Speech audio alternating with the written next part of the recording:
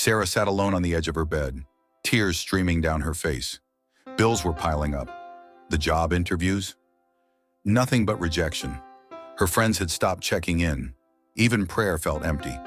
God, are you even listening? She whispered into the darkness.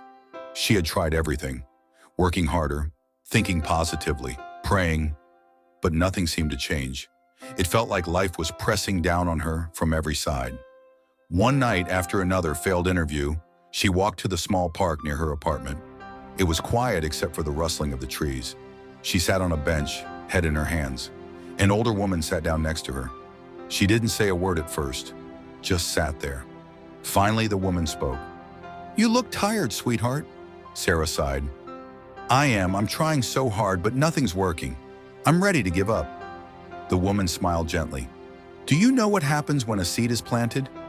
Sarah shook her head. "It disappears into the dirt," the woman said. "It's buried, hidden from the light. But beneath the surface, something's happening. The roots are forming, strength is growing, and when the time is right, it breaks through the soil stronger than it ever was." Tears welled in Sarah's eyes. "Faith works the same way," the woman continued. "Just because you can't see the growth doesn't mean it's not happening. God is building your strength underground.